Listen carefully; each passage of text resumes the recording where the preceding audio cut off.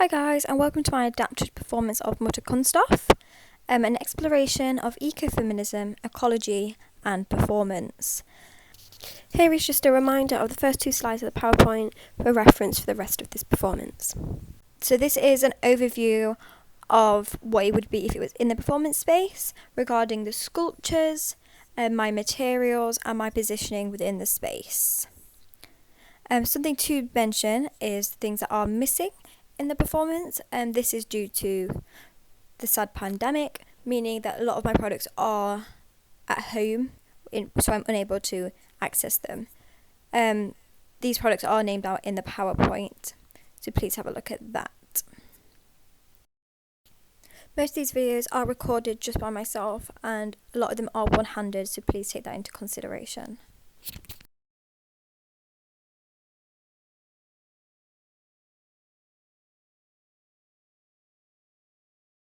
So referring back to the diagram that I drew, this is just the different sections that I would have in the space. So the first section would be items that the audience can glue together, paint together, tie things together.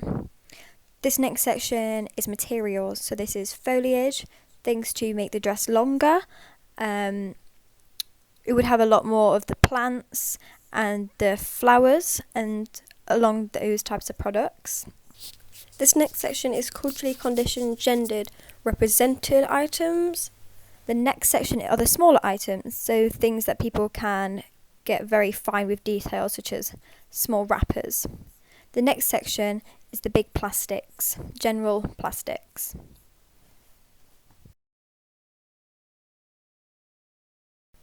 Sculpture 1 is a life-size sofa. This actually seats 2 people, and the audience were able to sit on this during the performance. Ideally, there would be 2 smaller sofas or 2 side tables in which the audience could sit on as well. The sofa is made of over 200 bottles of different sizes. On the sofa, there would also be little notes wrapped around the bottles for tasks that they could do. One task, for example, would be, how many bottles are on the sofa?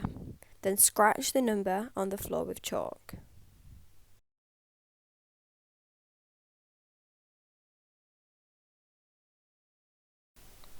The second sculpture is a tree. Inspired by Kudo, if you look from a distance, it looks like a tree, but looking closer, you can see that it's mainly made of plastic bottles and plastic materials. Within this tree, there would also be notes for audience prompts. The audience could read these and give them ideas to make the dress. There would be around 100 prompts dangling on the tree and in the bottles.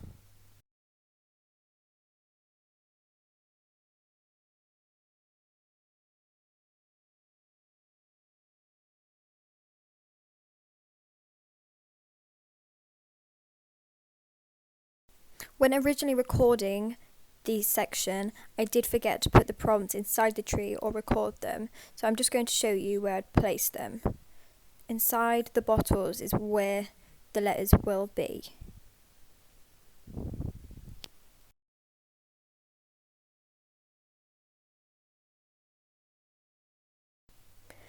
I was in the process of making over 100 notes. Here are just a few of them that I picked out and that I'll read. All of them say, need some help at the top, and then this one says, whose plastic is that? I think I know. Its owner is quite happy though. You've had your drink, you threw me away, but where do I end up at the end of the day? Using 2 objects, make them balance, string is your only non-plastic material. This one is based off the acronym CLEAN. So the first one says chocolate, crisps and noodles. Then it says Lego, lunch, toothbrush. Then it says electricals, earphones, baby wipes, aerosols, albums, water bottles. Need all that plastic, need all that packaging. And then at the bottom it says glue or staple wrappers together. The last one I picked out says plastic packaging and plastic rings, plastic bags for more plastic things. Give up on plastic, now that's a start. Reduce litter and debris. I know it's hard. And then at the bottom it says collect bottle caps and make them connect.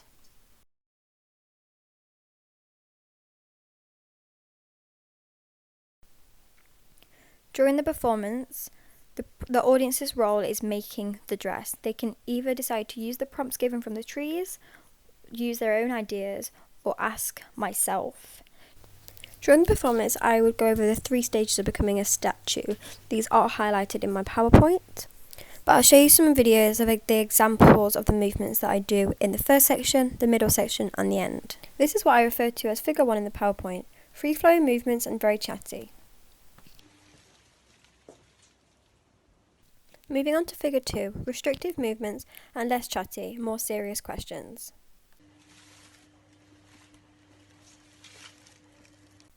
Figure 3, hardly any movements and very serious questions. Moving on to no movements at all.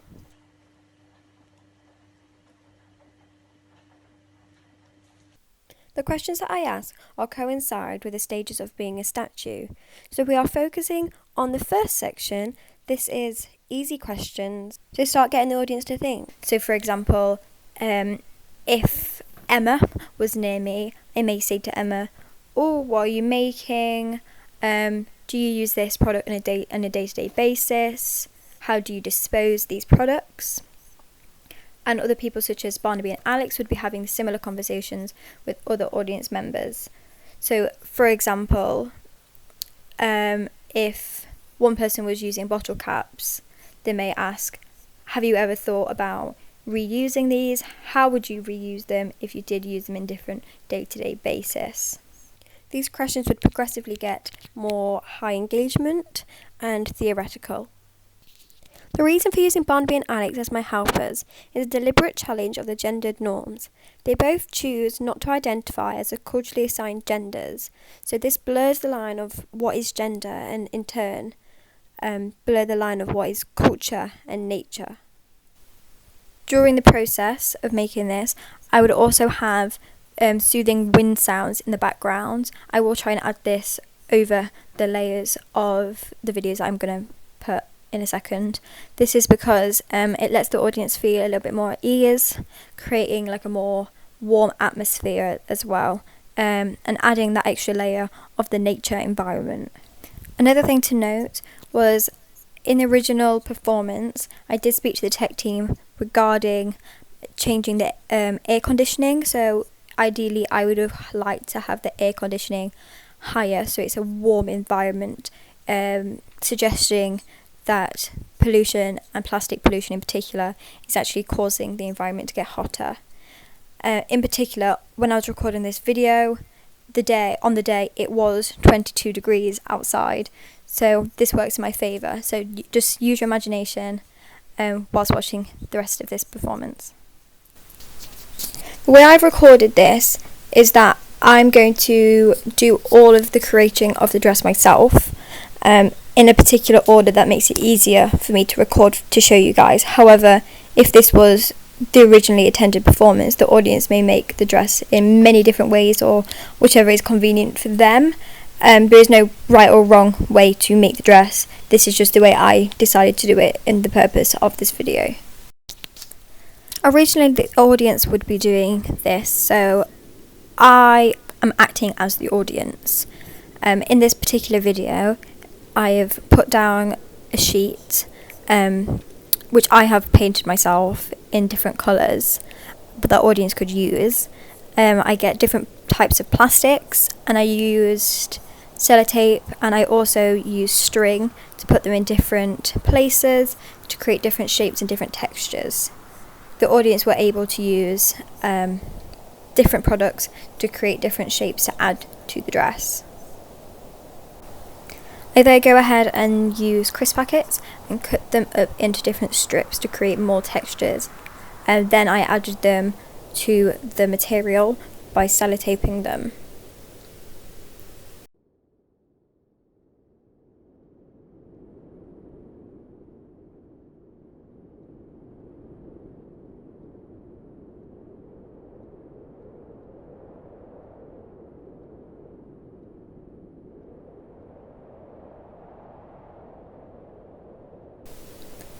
This is an overview of the first layer. I decided to do it in layers just so it's easier to record and show you guys.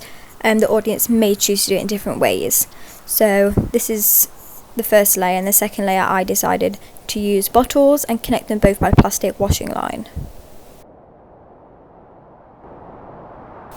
My whole performance is very tactile and based around the audience experiences with the plastic, and therefore helping to raise awareness by them seeing their own experiences with plastic. So you'll just have to imagine as if you were making these products rather than me.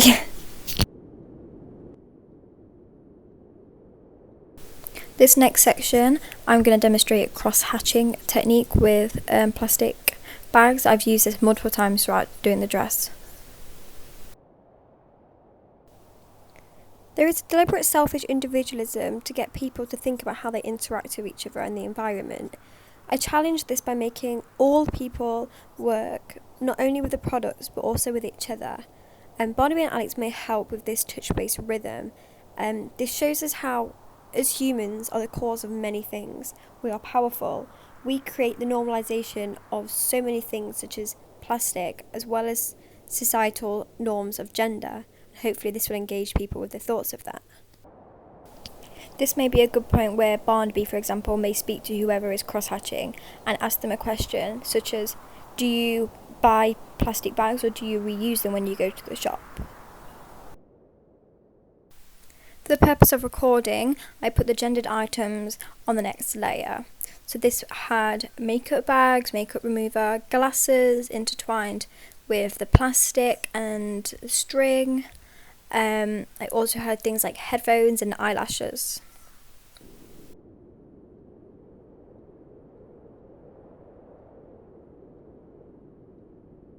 The final stage I decided to put on was the plastic constructed nature items.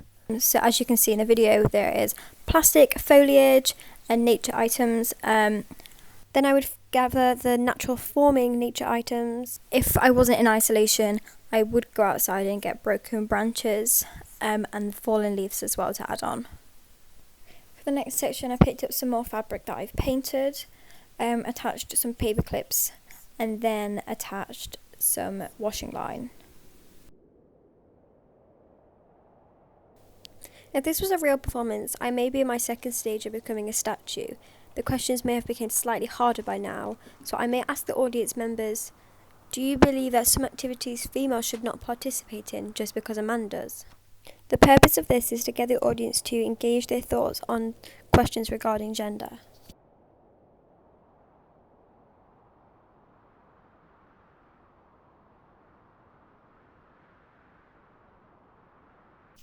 In the original performance, I would be in the dress during the whole thing, and then the audience would attach things to me and make the dress which I'm surrounded by. However, I'm doing it the opposite way round because it's only me making the dress. This video is an example of what people could do to attach things to my dress for a starting point. In the following section is going to be lots of different examples of the smaller tasks that people could do for the dress. This includes the finer details of playing with the plastic, but the audience can choose to do it however they like. For this section, I took the bottle caps off the bottles and put them onto string and formed my own artwork on top of some new material.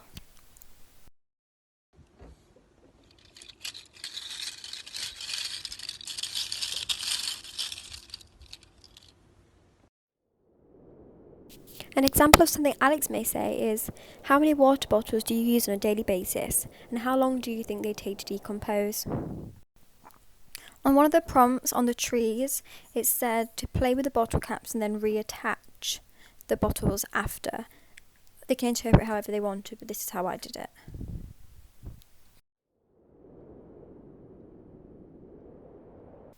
Another suggestion of the tree said attach two objects and make them balance, so this is my interpretation. In this video is this small task that I completed. I used small wrappers and string and attached them with a glue gun. However, the audience could use sellotape or normal glue, for example, to do this. This creates strings of wrappers attached together. This could be added to the dress.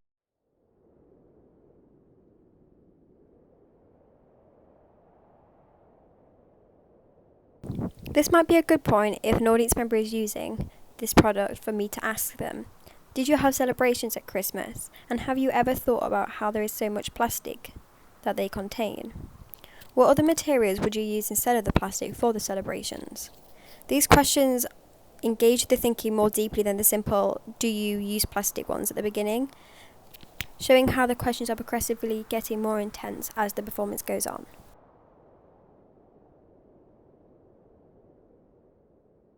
This is an example of how the audience may use glittery, stereotypical female products with normal plastic products such as the Quality Streets wrappers, and then alongside the plastic nature products as well.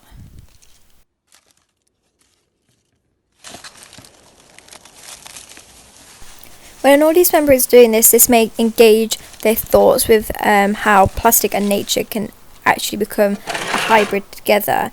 And if we don't dispose plastic very well, it does actually start to grow with nature because a lot of it isn't decomposable.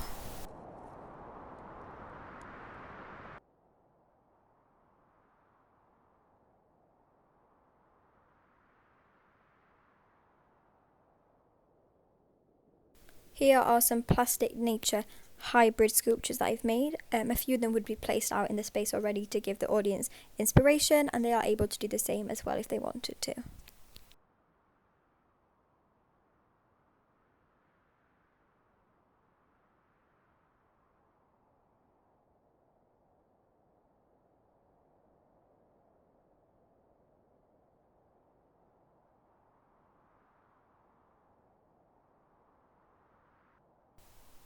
In this space there'd be 3 tubs of Quality Street wrappers.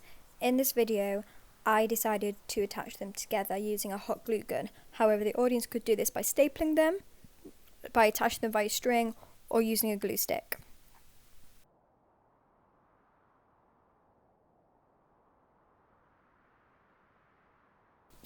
Originally the audience would be building onto the dress, so we wouldn't have to put the dress together. However, the way I've done it makes it easier for me to put the dress together at this stage.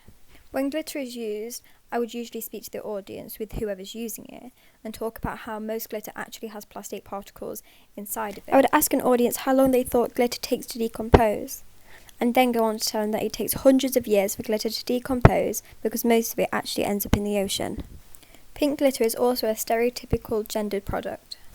Here are some videos to show you what the construction of the dress looks like. I have placed all the smaller items that I have focused on with the detail and the larger fabrics together now, then place the culturally conditioned gendered item and the foliage on top of it. An important thing to remember as well is I do not have majority of my products. Half of them are in a different location, so the final dress is a lot smaller than originally planned.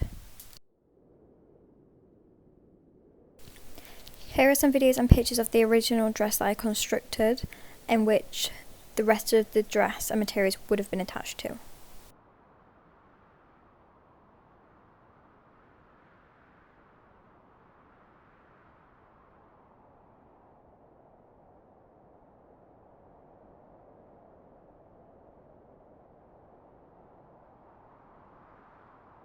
When I believe the audience have filled the space and completed my dress, I will have products underneath my dress that I'm in, which will be plastic grass and plastic flowers. I would take them out and start reclaiming the space by putting them over all the plastic products the audience have made. And this is how I eventually end my performance. This is done through a ritual-based activity. I would break out of the stillness that I have developed through the statuesque process and then start the ritual very slowly. I would be wearing the dress, so it would still be very heavy, meaning that my movements would still be very slow and restricted. In the first video, as you saw, I spread the grass over the whole of the dress, reclaiming the space. This would be a slow process that may take around 5 minutes. This next clip is a section of what the ritual may have looked like. This is where I would pull the ivory apart, making it into singular sections of the vines, and then place them down on the floor very slowly.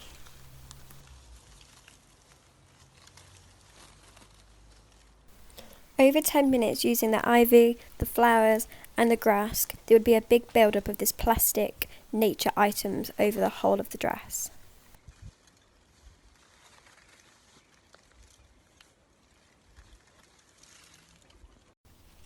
This next video is from a bird's eye view of what the process may look like of the building up of the materials.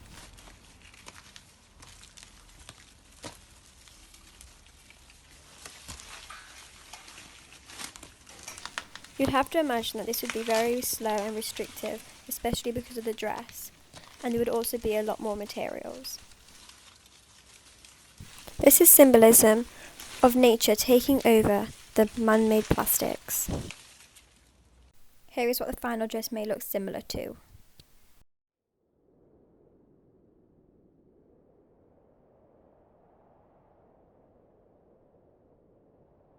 This is what I see from sitting inside the dress.